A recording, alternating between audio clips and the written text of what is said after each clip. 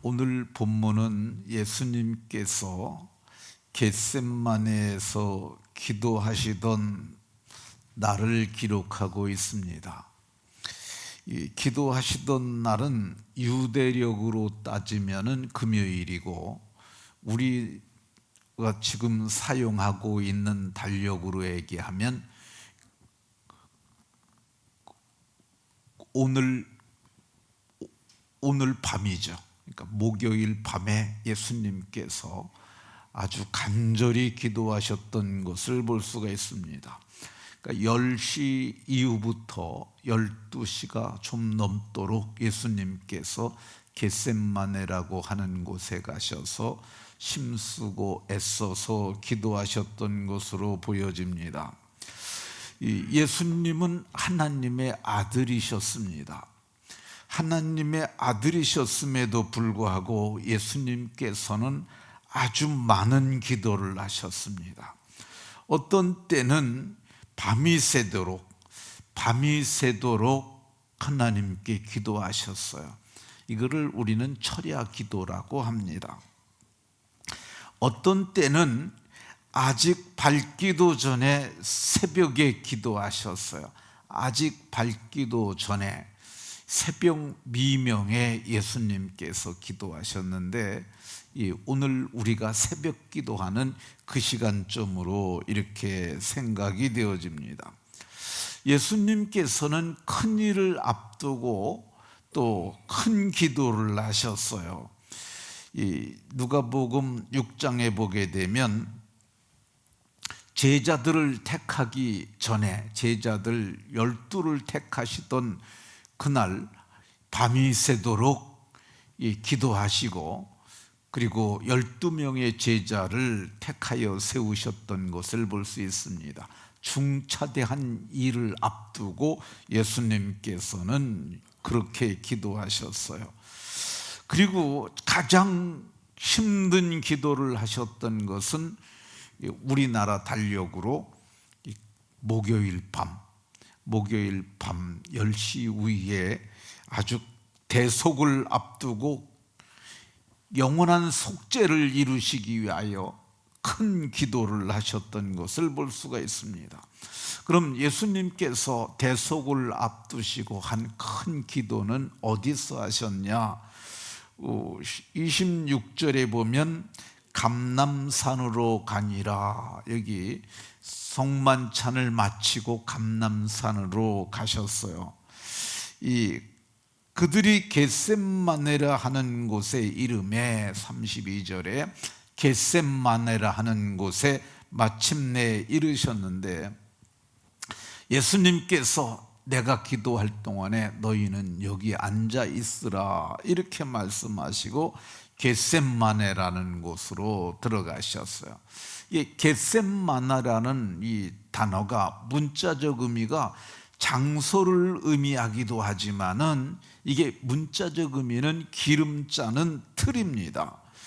이 성경에 나타난 감람나무 열매를 따가지고 기름 짜는 틀이 거기 있어서 거기에서 겟셋마네라고 불렸다고 얘기를 합니다. 근데 이게 학자들 간에는 이 감람산이라는 말이 감람나무가 많아서 그런데 이게 감람나무라고 하는 표현이 적절하지 않다 그러는 분들이 있어요. 이게 감람나무라는 말은 중국식 표현이고, 이 중국에 있는 감람나무는 아주 무지무지 크게 자라는 거래. 30m까지 자라는데 이게 아니고, 여기에 있는 감람나무는 올리브나무라 부르는 게 정확하다고 합니다. 이 사진을 보시면은 이제 저렇게 자라는 것이고, 이 나무가 이 나무를 영어 성경에서는 올리브산이라고 이렇게 영어 성경은 그렇게 번역을 합니다. 영어 성경은 없어요. 영어 성경에서는 올리브산이라고 그러는데, 이 나무가 아주 수령이 길게 사는 나무라고 그럽니다. 주로 그 해변 그런 곳에 사는데 오래 살기는 1000년 정도까지 산다고 그럽니다.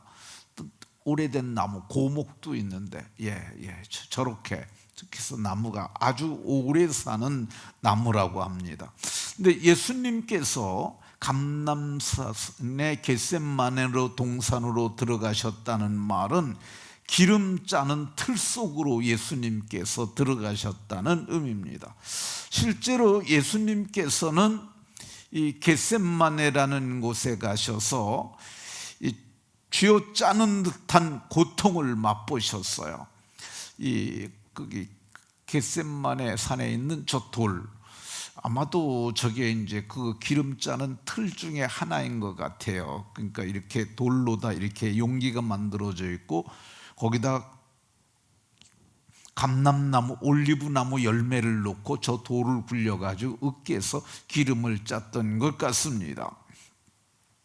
누가는 예수님께서 거기서 얼마나 이 겟셋마네 동산에서 천신을 쥐어짜는 기도를 하셨던지 땀이 땅에 떨어지는 핏방울같이 되었다고 이렇게 말씀합니다. 그러면 겟셋마네 동산의 기도가 왜 그렇게 힘든 기도였을까? 33절에 보면 거기에 이제 베드로, 야고보, 요한을 데리고 가시는데 심히 놀라셨다고 말씀합니다.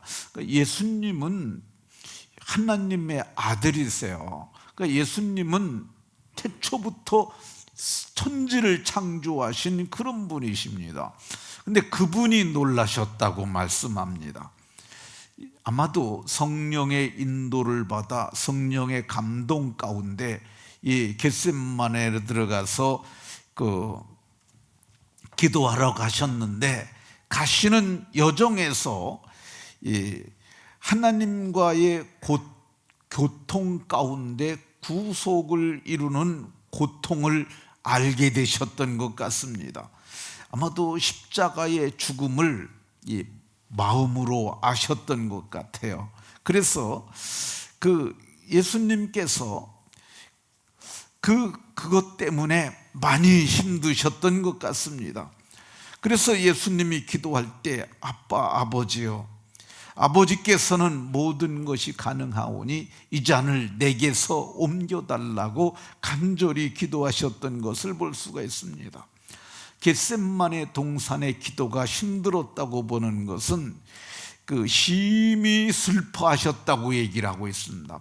마음이 많이 슬프셨다는 거야. 하나님의 아들이 구원을 이루기 위하여 이 땅에 사람을 몸을 입고 오셨는데 예수님께서 그 십자가 길의 여정이 예수님께서 그 십자가 길의 여정이 너무너무 힘드신 걸 아셨던 거예요. 그래서 채찍에 맞으시고 침뱉음을 당하고 뺨을 맞으시고 가시면류관을 쓰시고 그리고 이 십자가를 지시고 가는 그 여정, 그거를 사람들에게서 멸시와 천대를 받으시면서 가는 그 길의 여정을 아셨기에 많이 슬퍼하셨던 것 같습니다. 예수님은 34절에서 내 마음이 심히 고민하여 죽게 되었으니 예수님이 제자들에게 말씀하십니다. 자기 마음을 털어놓으시는 거죠. 베드로와 야고보와 요한에게 말씀하시길 내 마음이 심히 고민이 되고 내가 이제 죽게 되었다고 예수님께서 말씀하셨어요.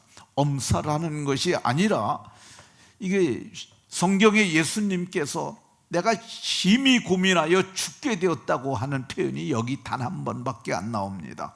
그러니까 예수님이 많이 힘들었던 것을 볼 수 있습니다.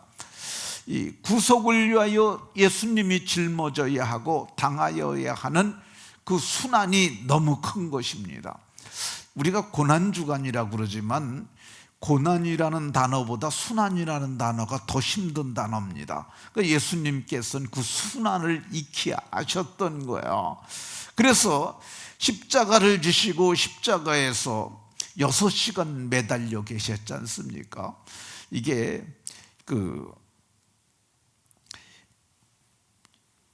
두 팔을 벌려서 십자가에다 대못을 박았습니다. 어떤 사람은 요게 팔목에다가 못 박았다고 그랬는데, 예수님은 팔목에 못 박힌 것이 아니라고 성경은 기록합니다. 근데 실제로 이 팔목에 못 박히게 되면 여기는 찢어질 수 있는데 여기는 안 찢어져요. 그러니까 여기도 못을 박았던 것 같습니다. 근데 예수님께서 내 팔목을 봐라 이렇게 얘기를 하지 않으셨거든요. 제자들에게 내 손을 봐라, 내 옆구리를 봐라 하면서 예수님께서 실제로 못 박혔던 걸 보내주셨는데, 이게 살짝만 베어도 우리 아프지 않습니까? 근데 대못이 박힌 거예요. 그게 이렇게 오늘날 동그란 그런 못이 아니고 대장간에서 베어린 사각의 이렇게 긴 못이었어요. 그 못을 박혀가지고 거기서 매달려서 6시간이나 있는 게 이게 얼마나 아프고 얼마나 힘들고 얼마나 참혹하겠습니까? 그래서 예수님은 모든 것이 가능하니까 이 잔을 좀 내게 옮겨달라고 기도하셨던 것 볼 수가 있습니다. 그럼 예수님께서 어떻게 겟세마네에서 기도하셨을까? 41절에 보면 돌 던질 만큼 가셔서, 그들을 떠나서 돌 던질 만큼 가셔서, 돌 던질 만큼은 한 30m 정도 됩니다. 그러니까 제자들을 두고 혼자 가셨어요. 그러니까 기도는 개인이 하는 게 맞습니다. 예수님도 가장 힘들 때 혼자 개인이 하셨어요. 그러니까 우리 자녀들에게도 부모가 다 해주려고 그러지 말고 애들에게도 기도하는 걸 가르쳐서 스스로 기도할 수 있게 해야 합니다. 기도는 개인의 몫인 것을 알 수 있습니다.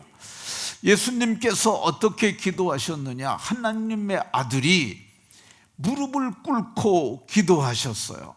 무릎을 꿇고 기도하셨는데, 오늘 요즘에 우리 청년들도 기도하다가 금요기도회 때 보면 의자에서 내려와서 무릎 꿇고 기도하는 여러 명의 청년들을 보는데, 간절한 마음으로 주께 더 나아가고자 하는 마음이 담겨진 자세라고 생각합니다.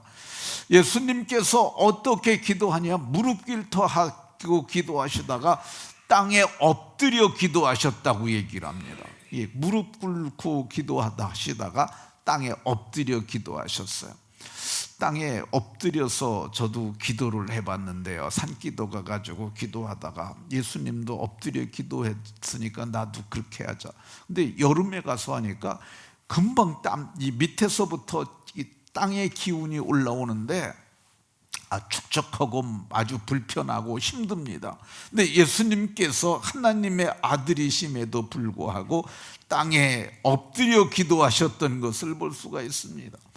어떻게 기도하셨느냐? 히브리서에 보게 되면 그는 육체에 계실 때 능히 자기를 죽음에서 구원하실 이에게 심한 통곡과 눈물로 간구와 소원을 올렸고 심한 통곡을 하셨다고 얘기를 합니다. 겟세마네 동산에서 그냥 이렇게 소리내서 통성으로 기도한 것이 아니라 심한 통곡을 하셨어요. 통곡은 어떻게 하는 겁니까? 소리를 내가지고 엉엉 우신 거야. 통곡은 어떻게 하냐면 어깨를 들먹이면서 엉엉 우신 거야. 어떻게 기도하셨느냐? 눈물로 기도하셨고 간구로 하나님 앞에 소원으로 기도하셨던 것을 볼 수가 있습니다. 누가는 예수님께서 이렇게 힘쓰고 이게 심한 통곡과 눈물로 기도하시다가 예수님께서 힘이 힘들으시니까 천사들이 나와서 그를 도왔다고 이렇게 얘기를 하고 있습니다. 예수님의 기도를 누가는 이 땀이 땅에 떨어지는 핏방울과 같이 되도록 기도했는데, 그 이유가 뭐냐? 몸으로 힘썼어요. 그러니까 엎드려 기도하면서 통곡하시면서, 통곡하는 거 되게 힘듭니다. 여러분들 생애 가운데 통곡의 기도를 해보셨는지 모르겠는데, 통곡의 기도는 보통 힘든 게 아니에요. 이게 우는 것 중에서 통곡하는 것은 사람이 기진하게 합니다. 근데 그렇게 힘썼고요, 애쓰는 거는 마음으로 하는 거야. 그리고 간절히 기도했다고 그러는데, 이게 원문의 의미는 열정을 다해서 열정으로 기도하신 것을 볼 수가 있습니다. 이랬더니 땀이 땅에 들어지는 핏방울과 같이 되도록 그렇게 기도하셨다고 말씀하는 것 볼 수가 있습니다. 그렇게 힘쓰고 애써서 기도했더니 어떤 일이 일어났습니까? 예수님께서 오늘 본문 36절에 보면 이 잔을 내게서 옮겨달라고 기도했는데 옮기면 안 되는 것을 알았어요. 이 잔이 옮겨지게 되면 하나님의 영원하신 경륜 안에 있는 구원을 이루지 못하는 걸 예수님이 아셨어요. 그래서 나의 원대로 하지 마시고 아버지의 원대로 하옵소서라고 이렇게 기도하셨던 것을 볼 수가 있습니다. 기도는 어떤 거냐면요, 하나님 앞에 간구와 소원을 올려서 우리가 우리의 뜻대로 이루어지도록 그렇게 응답받는 한 국면이 있어요. 반면에 예수님의 기도는 어떤 거냐면, 내 뜻은 이거였는데 하나님의 뜻은 이거구나, 그래서 그것을 아는 거야. 기도는 그래서 이런 기도는 내 뜻을 관철하는 기도가 아니라 하나님의 뜻을 알고 그 뜻을 이룰 힘을 얻는 것, 그게 바로 오늘 본문의 예수님의 기도의 모습인 것 볼 수가 있습니다. 예수님께서는 힘쓰고 애써서 간절히 기도하신 후에 아버지의 뜻을 아셨어요. 그리고 예수님께서는 이제 예언을 이루는, 부속을 이루는 자리로 나가십니다. 41절에서 보라, 인자가 죄인의 손에 팔리느니라 그러면서 이제 함께 가자고, 담대히 일어나서 함께 가자고 나아가시는 것을 볼 수가 있습니다. 그럼 예수님은 이렇게 담대히 기도하시고 나가는데 제자들은 뭘 했습니까? 성경을 보니까 제자들은 잤다고 얘기를 합니다. 자는 것을 보시고, 그러니까 이 공생의 기간에 제자들은 기도 안 했어요. 예수님은 그들에게 다시 오셔가지고 1시간도 깨어있을 수 없더냐 이렇게 말씀하셨어요. 1시간. 이 개역성경엔 1시 동안이라고 그래서 좀 애매하겠는데, 이번에는 1시간이라고 명료하게 얘기를 했어요. 영어 성경에도 1hour라고 이렇게 아주 간결하게 얘기를 했어요. 1시간. 우리가 힘들고 어려운 일을 당할 때는 1시간 정도는 기도해야 되지 않을까 하는 생각이 듭니다. 우리 교회 장로님이 기도 제목을 낸 거 보니까 1시간 찬송, 2시간 기도, 3시간 성경 읽기. 그러니까 이건 정말 제가 보기에 대단한 그 결단이라고 생각이 들어요. 자기가 세속에 물들지 않고 거룩한 삶을 살기 위한 위대한 결단이고, 그거를 생애 가운데 한다면 참 훌륭한 분이라 하는 생각이 들었습니다. 왜 우리가 1시 동안 기도해야 되느냐? 시험에 들지 않아야 하기 때문에 그렇습니다. 지금 우리는 깨어 있잖아요. 시험에 들지 않게 깨어 있잖아요. 그런데 잠자는 분들은 시험에 들 수 있습니다. 그러면 힘쓰고 애쓰고 간절히 기도하셔서 어떤 것을 예수님께서는 이루셨습니까? 예수님께서는 순환을 넉넉히 감당하실 수 있는 담력을 얻으셨어요. 그래서 유다에게 배신당하셨고요, 그리고 안나스에게 끌려갔어요. 그리고 가야바에게 끌려가셨어요. 그리고 빌라도 법정에 가셔서 정죄받으셨어요. 그리고 마침내 십자가를 지시고 예수님께서는 마땅히 받아야 할 구속의 순환을 다 받으시고 마침내 대속의 죽음을 죽으셨어요. 이게 세속의 눈을 보면은 이것은 예수님이 실패한 것 같습니다. 마귀는 내가 하나님의 아들 그리스도를 죽였으니까 내가 이겼다라고 그렇게 생각했을지도 모릅니다. 그런데 예수님은 실패하신 것이 아니에요. 거기에 구원의 신비가 들어 있었습니다. 예수님께서는 십자가에서 죽으시면서 마지막으로 하신 말씀이 다 이루었다라고 말씀하셨어요. 실패한 것으로 사람들이 다 이렇게 봤는데 예수님은 아니다, 나는 다 이룬 것이라고 이렇게 말하셨습니다. 히브리서 기자는 예수님께서는 십자가에서 다 이루었다는 말이 뭐냐? 염소나 송아지의 피로 하지 아니하고 자기 피로 영원한 속죄를 다 이룬 것이라고 이렇게 말을 했습니다.